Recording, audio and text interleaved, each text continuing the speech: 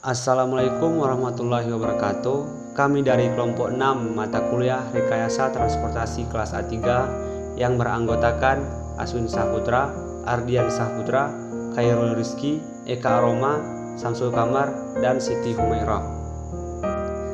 Di sini kami akan memaparkan tentang topik transportasi dan logistik. Baik, di sini kami akan memaparkan tentang pengertian transportasi dan logistik. Menurut Kamus Besar Bahasa Indonesia, transportasi adalah kegiatan mengangkut atau memindahkan barang manusia dari suatu tempat asal ke tempat tujuan. Dan logistik adalah proses pengelolaan aktivitas perpindahan dan penyimpanan barang, material, parts, dan barang jadi dari supplier di antara fasilitas perusahaan ke customer secara efektif dan efisien. Selanjutnya, klasifikasi angkutan barang. Klasifikasi angkutan barang dibagi menjadi 3 berdasarkan alat pengangkutannya. Yang pertama, angkutan darat. Angkutan darat yaitu angkutan yang mengangkut logistik yang hanya bisa mengangkut logistik dari daerah yang masih terhubung daratan. Biasanya angkutan tersebut berupa truk, mobil box, dan truk tronton. Dan biasanya barang yang diangkut adalah barang yang tidak dapat bertahan lama dan jarak tempuhnya dekat. Yang kedua, angkutan udara. Angkutan udara adalah angkutan yang biasanya mengangkut logistik dari suatu negara ke negara lain. Angkutan logistik ini biasanya digunakan untuk mengangkut logistik yang jaraknya jauh dan juga untuk barang yang tidak tahan lama yang dapat membusuk di saat proses pengiriman. Yang ketiga, angkutan laut. Angkutan laut yaitu angkutan yang mengangkut logistik melalui jalur laut. Biasanya digunakan untuk logistik yang dapat bertahan lama. Dan biasanya barang yang dikirim melalui angkutan logistik laut berukuran cukup besar dan dalam jumlah banyak. Selanjutnya, sifat angkutan barang. Menurut narasumber yang telah kami wawancarai dan beberapa materi yang telah kami ambil dari internet, sifat angkutan barang adalah sebagai berikut. 1. Barang bervariasi dalam bentuk, volume, berat, dan packing. 2. Barang rentan terhadap kerusakan, perlu konsep penanganan loss and damage. 3. Barang tidak dapat bergerak sendiri, oleh karena itu aksesibilitas dan transshipment menjadi penting. 4. Aliran barang mempunyai komposisi yang heterogen dan memerlukan perencanaan sebelumnya. 5. Barang dapat merupakan B3, yaitu barang berbahaya dan beracun. 6. Angkutan barang adalah searah. 7. Angkutan barang menggunakan banyak kendaraan dan peralatan spesifik penanganan bongkar muat. 8. Modal split ditentukan oleh biaya, waktu, dan kualitas penghantaran. 9. Waktu seringkali tidak utama, tetapi perlu keamanan. Aktivitas transfer atau perpindahan angkutan barang. Pertama, logistik diangkut oleh truk ke pelabuhan. Kemudian, di pelabuhan terjadi loading proses, yaitu proses pemuatan barang ke kapal. Setelah proses itu selesai, kapal mengangkut truk logistik. Kemudian, setelah sampai pelabuhan tujuan, terjadilah unloading proses, yaitu proses pembongkaran muatan. Setelah itu, truk membawa logistik ke tempat tujuan. Kapasitas transportasi angkutan barang. Jenis kapasitas angkutan barang. Yang pertama, pick up dapat mengangkut 700 kg. Kedua, Koldisel dapat mengangkut 4.500 kg. Yang ketiga, Puso dapat mengangkut 8.000 kg. Yang keempat, Wingsbox dapat mengangkut 18.000 kg. Yang kelima, Tronton 10 ton dapat mengangkut 12.000 kg. Yang keenam, Tronton Build Up dapat mengangkut 25.000 kg. Yang ketujuh, Trailer 20 feet dapat mengangkut 20.000 kg. Yang ke-8, Trailer 40 feet dapat mengangkut 30.000 kg. Urgensi angkutan barang dalam performansi transportasi. 1. Angkutan barang merupakan bagian yang tak terpisahkan dari proses produksi.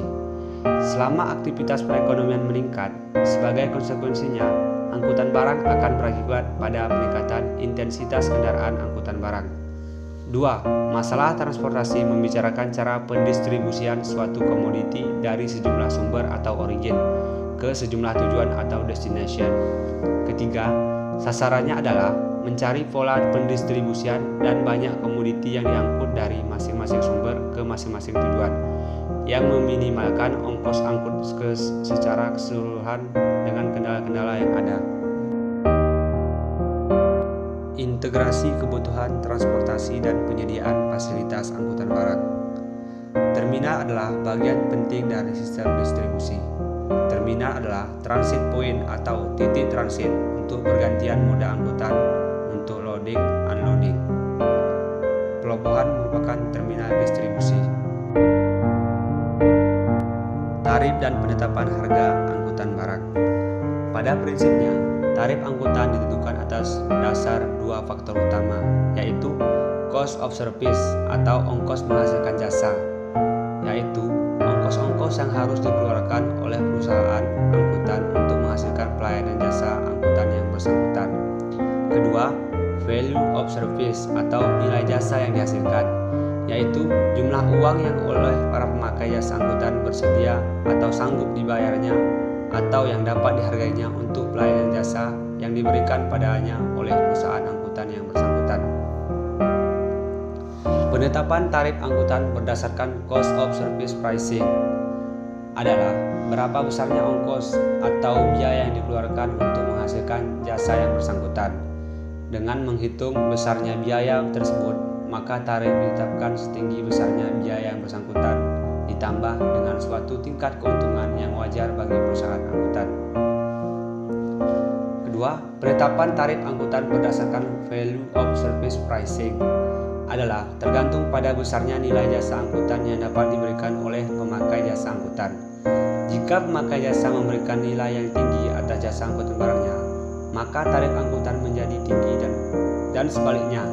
Tinggi rendahnya tarif yang didasarkan atas penilaian jasa tersebut akan tergantung pula elastisitas jasa angkutan yang bersangkutan. Di gambar ini, kita dapat melihat situasi dan kondisi saat terjadinya proses distribusi logistik di pelabuhan. Biaya operasi kendaraan menurut narasumber yang telah kami wawancarai. Waktu perjalanan rata-rata per hari yaitu 10 jam per hari. Muatan rata-rata per hari yaitu 10 ton per hari. Muatan rata-rata sekali jalan yaitu 50 ton per trip. Jarak ditempuh per hari yaitu 420 km per hari. Jadi, biaya operasi kendaraan dalam sekali jalan yaitu Rp1.190.000 dengan biaya asuransi Rp200.000. Permasalahan angkutan barang dan solusi penanganannya.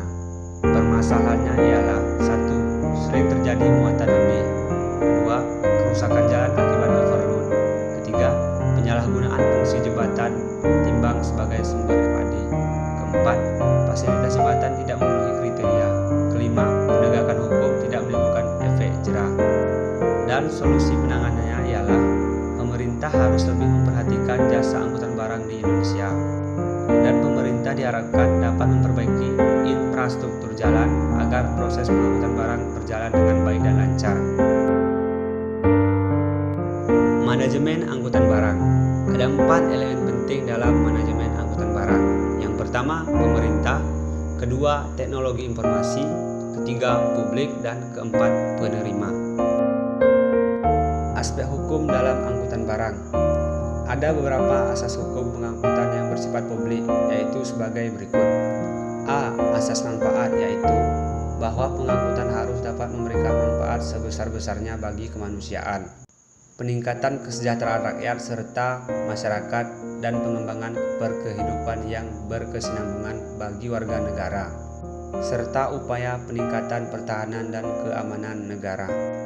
B. Asas usaha bersama kekeluargaan, yaitu bahwa penyelenggaraan usaha di bidang pengangkutan dilaksanakan untuk mencapai cita-cita dan aspirasi bangsa yang dalam kegiatannya dapat dilakukan oleh seluruh lapisan masyarakat dan dijiwai oleh semangat kekeluargaan. C. Asas adil dan merata, yaitu bahwa penyelenggaraan pengangkutan harus dapat memberikan pelayanan yang adil dan merata kepada segenap lapisan masyarakat dengan biaya yang terjangkau oleh masyarakat. D. Asas keseimbangan, yaitu bahwa pengangkutan harus diselenggarakan sedemikian rupa sehingga terdapat keseimbangan yang serasi antara sarana dan prasarana, antara kepentingan pengguna dan penyedia jasa, antara kepentingan individu dan masyarakat, serta antara kepentingan nasional dan internasional. Sekian saja pemaparan video dari kelompok kami. Bila ada kata-kata yang salah kami mohon maaf. Wabillahi taufiq hidayah. Wassalamualaikum warahmatullahi wabarakatuh.